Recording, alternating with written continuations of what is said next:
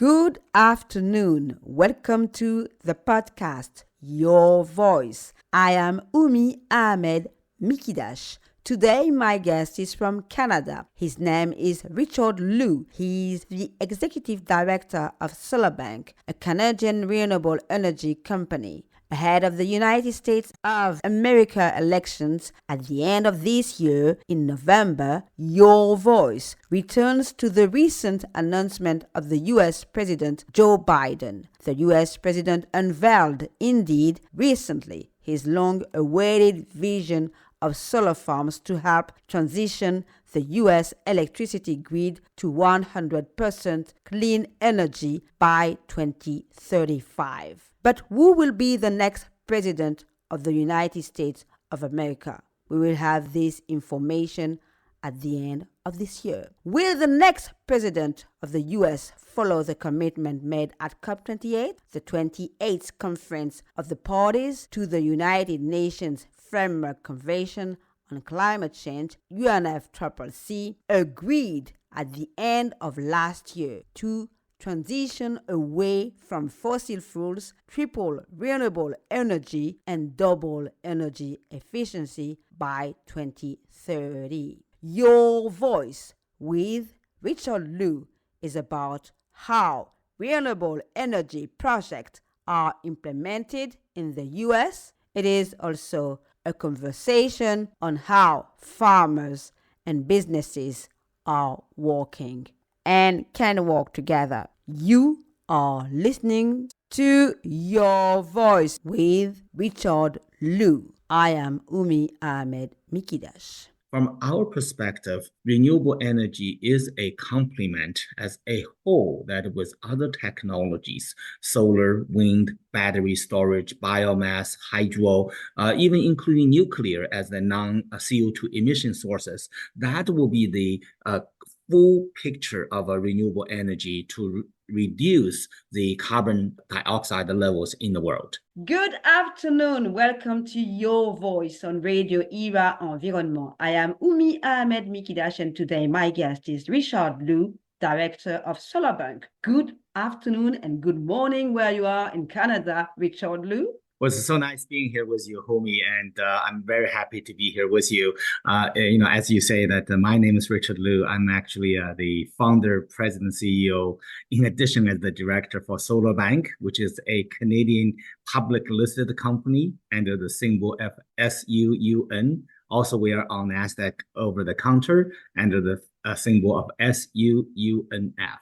SolarBank is a full-service renewable energy developer with development opportunities of solar projects in New York and Maryland in the U.S. too. With more than 25 years of global energy experience developing and implementing growth strategies of organizations in North America, Europe, and Asia, you are actually someone who is in this space for so long. Yes, I've been in Canada for 34 years. I've always been in the utility business. I was in leadership position and executive positions with Enbridge, with Toronto Hydro. And actually, my first solar project was actually 20 years ago at 2003. So very happy to see the growth and the development of renewable energy business over the last 20 plus years, and happy to be a member of it. Ahead of the United States of America's elections at the end of this year in November, U.S. President Joe Biden actually unveiled recently his long-awaited vision of solar farms to help transition the U.S. electricity grid to 100% clean energy by 2035. His plans indicate where farms should and should not be located in 11 states in the Western Hemispheres, including Arizona, California, Colorado, Nevada, New Mexico, and Utah. Tell me, you have been in this field for 25 years. You have been working on the implementation of solar energy in several continents. Could you please tell me, how do you work with your company? And how do you approach the people, public and private institutions, for instance? Yeah, I think first to start as that renewable energy development has passed the point of no return. It's going to happen as 100% power source of the world. And I think, by the US administration, you can see that by 2030, 80% of their energy, electricity, will be coming from renewables. And today, 80% of them is actually start from fossil fuels. So we do see that the U.S. as a major marketplace for renewable energy in the coming, well, I would say 10 years, right? The administration, whether they're Republic or Democratic, they are all very supportive the cause of climate change, global warming, as you can see in the COP meetings with John Kerry and the new envoy, John, also, that they are really pushing it forward. From our perspective, renewable energy is a complement as a whole that with other technologies, solar, wind, battery storage, biomass, hydro, even including nuclear as the non-CO2 emission sources, that will be the full picture of a renewable energy to reduce the carbon dioxide levels in the world, right? From that perspective, that we actually working very closely with the local government. As you see that we've been working with Central New York Economic Development Planning Agency for many, many years, that we was taking care of a balanced approach. So for example, we don't do solar farms on prime agricultural land. We actually promoting agrovoltaics, and we're looking at sites where it's not agricultural value added practices. The land are not fertile for agricultural purposes. And then, so that's where when the administration to see have guidelines talking about how to siting it, it is very actually good news for us because that gives clarity where we can site all those operations. I see. You said you're not working with the agriculture directly. How come? Oh, we are not taking agricultural land away from food production. We're working with the farming communities to identify land that is not farm worthy. I see. There is actually opponent of this project, for instance, related to the agriculture.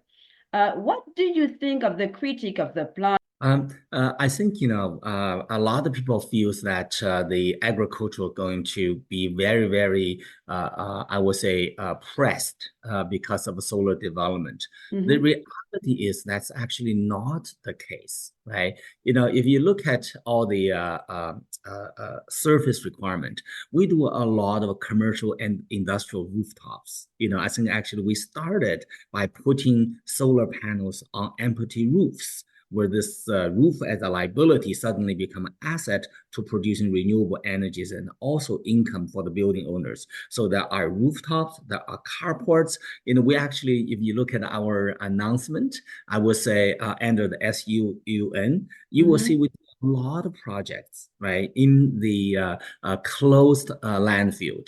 Just if, let's say, we want to use the land, how much land will we use?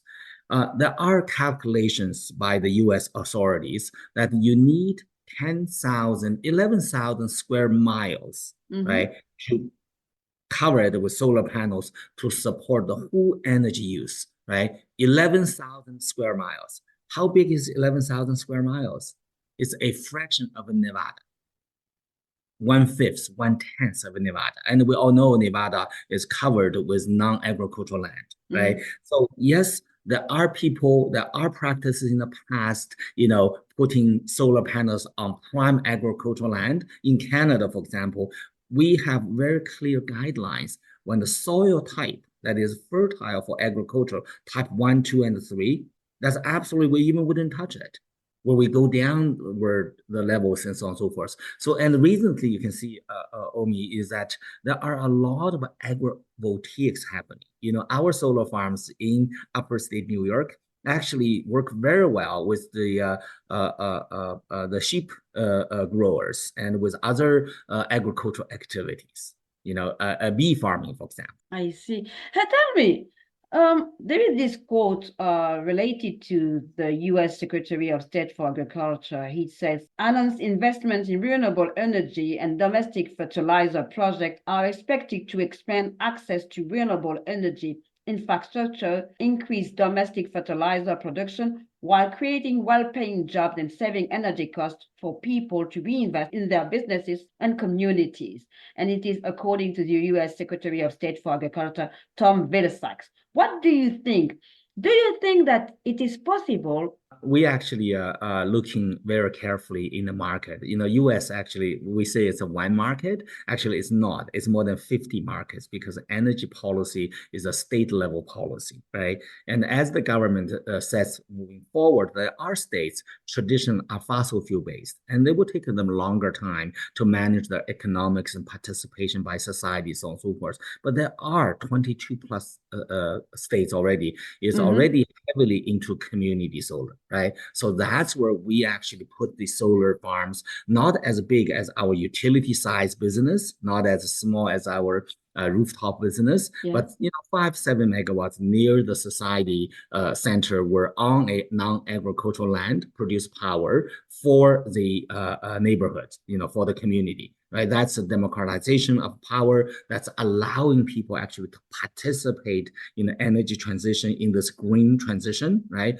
But most importantly, when you talk about the domestic fertilizer, what is the fertilizer, right? The fertilizer, in addition to a lot of things, there are ammonia, for example, is a very good fertilizer for the agriculturals. And there are ways, through renewable power, through hydrogen production, then hydrogen combined with nitrogen, producing green ammonia as a feedstock for agricultural fertilizer production, right? So I think the gentleman is very right, the head of agriculture in the States, is that with renewables, it's not only, if done well, not only do not take away agricultural land, but also increases the value of our farming community. I see.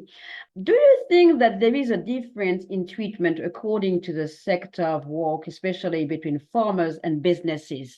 I mean, during your career, you have had discussion with farmers about their position, but what actually you see the relation between, the project on fertilizer, for instance, and renewable energy. What is your conversation, the example of conversation you do have with the agriculture? There is this ongoing crisis of agriculture in Europe, for instance, for the US, and as you have this experience, how do you see this relation between the agriculture and businesses, for instance? Is it easy?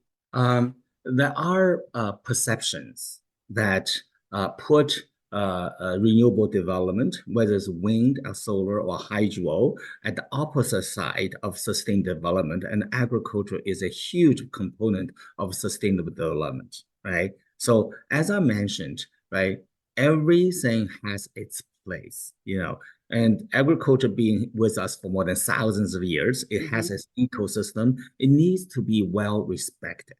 Right. So when we go to a community, we're always very careful with citing of it. We look at the zoning codes, we look at the soil classification, we look at the agricultural practices. We're also looking at the farmer's desire. As you know, sometimes the difficulty with farming communities, in addition to the commodity cost of the food, there are other reasons, labor shortages, fertilizer shortages, increased cost of equipment, and all of those that make the farming community are under stress from an economic perspective. We go into the communities, not only we save the agricultural land, we use the non-agricultural land, we also bring jobs, we bring economics activities, we bring tax incomes to the local community. For example, there are farmers that their land are actually on soil class, let's say 6 or 7 or even 12, really talking about the deserts, right? Even you growing hays, that income is limited, right? And then if we are working with the community to put a community solar farm on it, there are lease income for the particular farmer, but also there are benefits to the community, as I mentioned, not only jobs, not only tax incomes, but also allowing everyone to participate in the green transition. Allowing everyone to participate in this green transition. Tell me, you have been in this field for so long, but how can you give me an example of a success story which you involved the communities, the businesses, your company, for instance, and the agriculture, the farmers? Yeah. So I'll give you example. As you can see from our press announcement, that we have been working with the Fortune 100 company Honeywell for many, many years, right? In upper state New York, and they have settlement basins, which are non-agricultural land right in the middle of a farming community. Right. In the past, it's viewed as contaminated land. It's viewed as eyesore. It's viewed as non-value added, and the neighbors are certainly not happy about it. Right. And what we involved, we sit down with the Economic Development Agency. We sit down with Honeywell executives. We sit down with the townships in the nearby. So now, as you can see, we are building a 21 megawatts community solar farm. That farm will bring renewable energy to thousands of local residents, where they will not only use a renewable energy, a zero carbon electricity, also at a discount to their retail price, 10%, right? So because of this, that we created the jobs, in the area. Because of the value increase, now we are a tax-paying business in that, I would say, underserviced communities. Right. And because of this, suddenly people say, okay, we can turn some liabilities, turn some non-favorable sites into renewables. And then the farmers, for example, that because, everything counts, right? They subscribe to be a subscriber of the renewable energy solar farm and now reducing their cost. Right. So overall, there are direct ways and there are indirect ways to help each and everyone to participate. Tell me about the communities. Give me an example of how do you approach these communities? I mean, with different continents, you have a different perspective. You are working on the field of the US, for instance. You are in Canada, which is not far from the US. How do you see? How can you actually duplicate what you have done? Yeah, I think, as I mentioned that, there are many, many countries, 130 countries participating in COP28, and they actually have a goal to triple the renewable energies by 2030. What does that mean? Let's say we have 4,000 gigawatts of renewables today. Tripling it means we need to get 11 to 12,000 gigawatts of renewables, right? So that's from a global aspect, not only just from US and Canada perspective. So, which means in the next 7 years, we need to deliver 1,000 gigawatts of renewables. Can it be done? Well, I'm happy to report in 2023, the global addition of renewables is more than 500 gigawatts, right? So it's not something that's not achievable, right? So let's say we can double the annual production in installation as SolarBank be part of it, right? That's why we public want to further extend our business under the SUNN, right? So now we actually can see we can double it and we continue with the trend for 1,000 gigawatts per year. We will achieve that tripling, and that will give us the climate goals of not increase the temperature by more than 1 degree, right? So now you see, okay, so that's great, but is the companies buying, other companies buying into it? Well, there are more than 130 companies at the meeting, and there are consensus was built, right? Yes, developed countries such as West Europe, such as the US and Canada will take the lead. But you do know there are actually other countries, in Africa, in Asia, they are actually in South America, they are actually installing more, of those ones, right? Homie, I would say, right? So suddenly there's a leap. Not only the knowledge and the technology developed in the developed countries that benefit those advanced economy, but certainly will benefit everyone and giving them a leap, from the old way of doing things right into consumption of clean, renewable, non-carbon electricity. I'm actually very excited by the technology advancement for everyone. I see. But how do you see the challenges? These challenges, yes, COP28, it is actually the COP where actually the terms erase fossil fuels actually was mentioned. But how do you see the cost of renewable energy, which is low, and the fact that still fossil fuels is ongoing?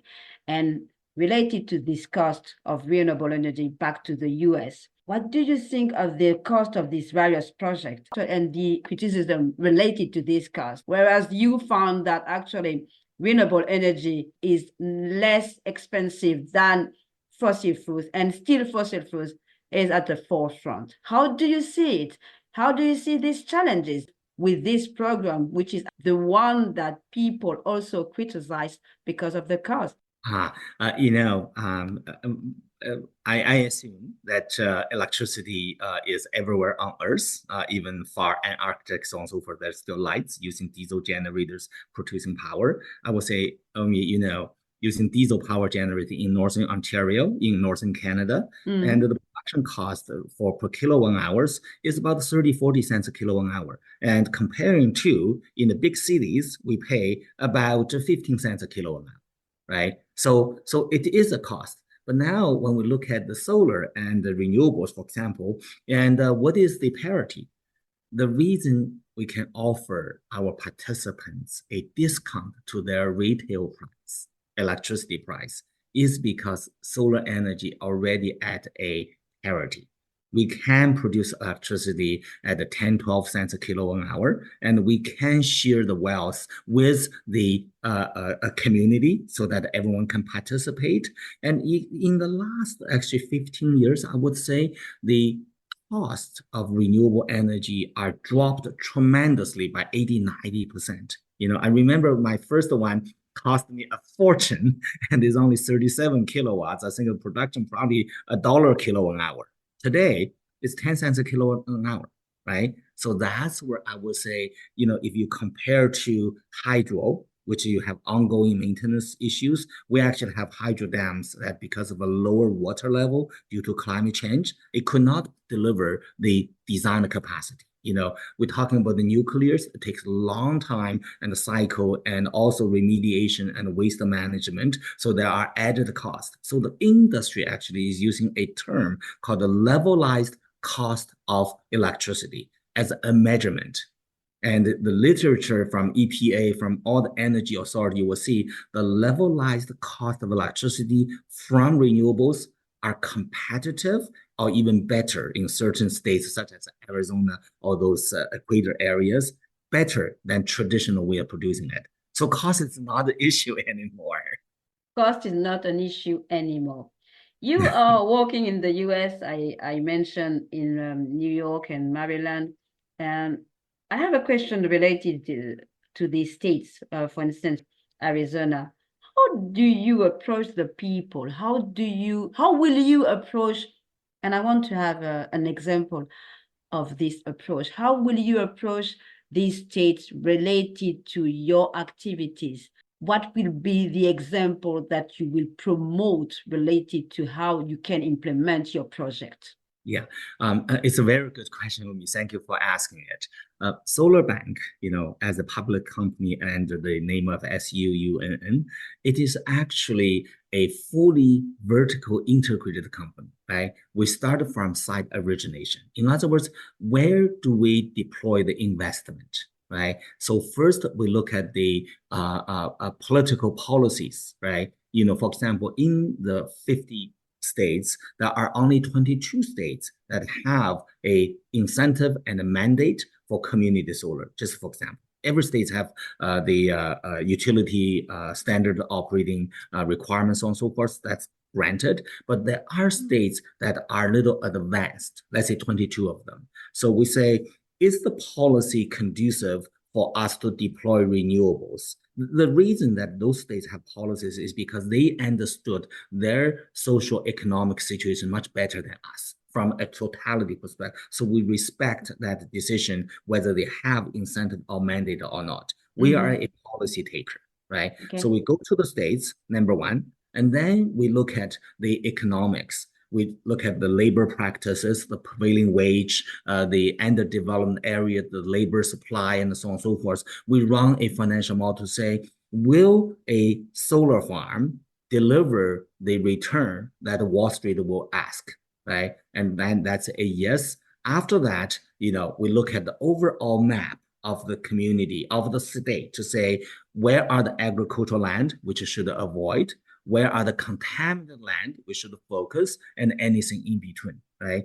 Technically speaking, we have a development staff in those states, looking at available sites. Okay? When we get the sites, we evaluate them. Eventually, we decide this site is good for renewable, is not taking agricultural land, is supported, and can deliver the economics as the investment requirement.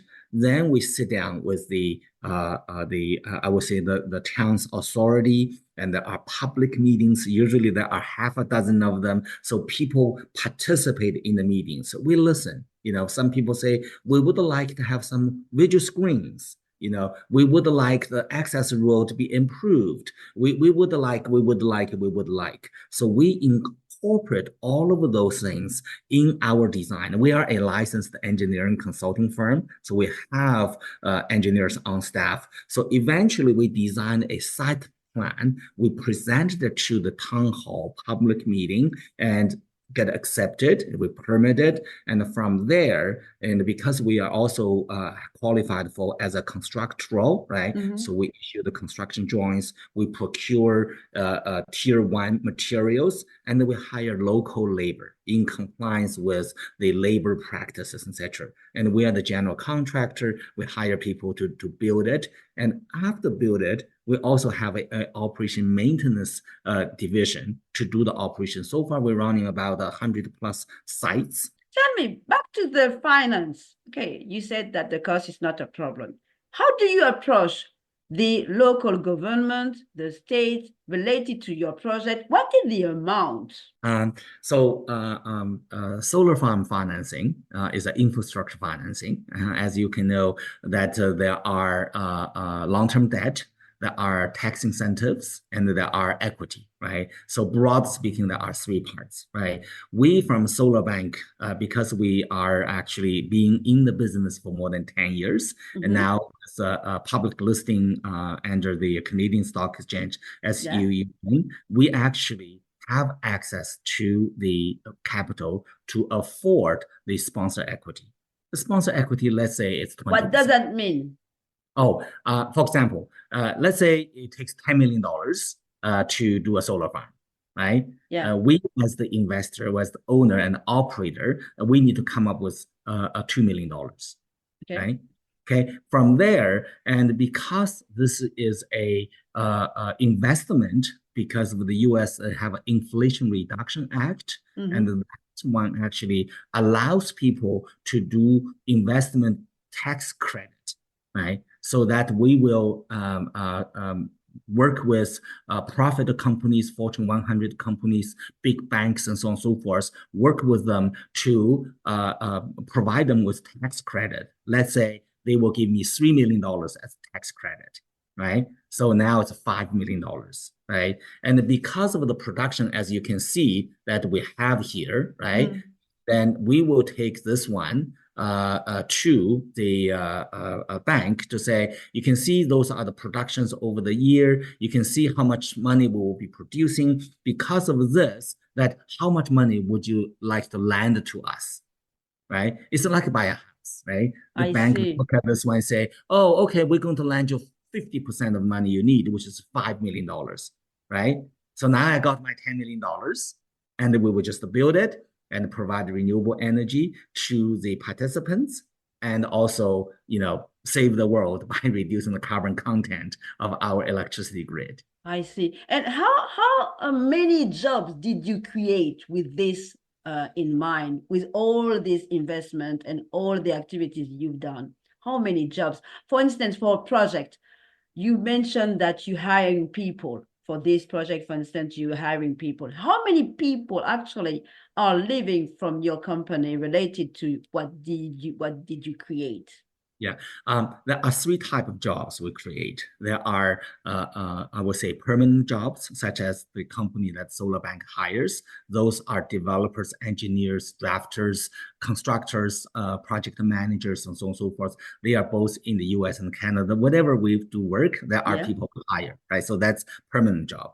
And there are, I would say, seasonal. And because when we do construction, for example, on the 21 megawatts solar projects with Honeywell in upper state New York, we probably have about 100 people be there for half a year, right? So because it's construction, right? So because we are doing very well in terms of the jobs that we always have sites for people, so those construction workers will actually move from project to project to project. Those people are all hired locally so they can move, in the area, upper state New York and so on and so forth. So that's a directly job.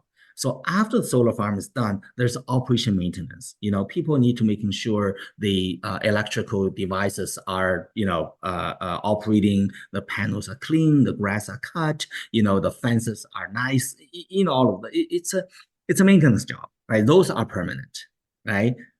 So in addition to those direct jobs, there are indirect jobs. We buy materials, we buy, services. When you have hundreds of people working in an area, it brings opportunities to the local businesses, whether it's food, whether it's a housing, whether it's so on and so forth.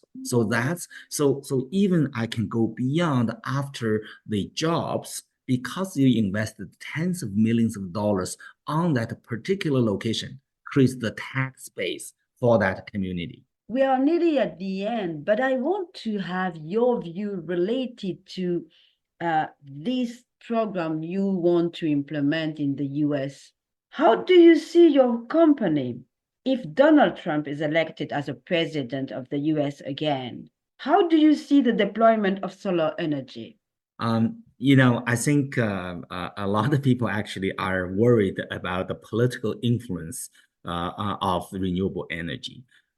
Only I would say whether it's Democratic or Republican, they are all good people. They all want the world to be in a better places. I am not aware of a deep divide about whether we agree on climate change, global warming, or whether we agree that to use more renewable energy, so whether we agree on modernization of our power infrastructure, whether we agree on people participating in the green transition, right? So the direction will not change, the scope will not change, the scale will not change. The only change, it will be a different ways of doing it. But only we know every road leads to Rome, as they say, right? So from that perspective, I'm actually not worried, and I'm actually looking forward to a continued, investment in renewable energies, I would say till 2030, 2035. Right? And it's also past the point of no return. From a point of view, is not only we decarbonize the grid, we also decarbonize the transportation business by using electric cars or fuel cell cars, right? Those all at the end of the day need clean energy, which is abundant from the sun, from the wind, from the water, right? So we can actually harmoniously work and live with nature, not only for us, but also for the generations to come. I see. Lastly, what is your message to the people, to our audience related to what you're doing? I would say to everyone who wants to have a better place on earth to live, that SolarBank is your partner, your service provider, your enabler to achieve that goal by engaging everyone to be part of the green transition. Thank you, Richard Lu, CEO of SolarBank. Thank you very much for being my guest today. Thank you so much, Omi. And I look forward to working with everyone and the public company SUNN. Thank you.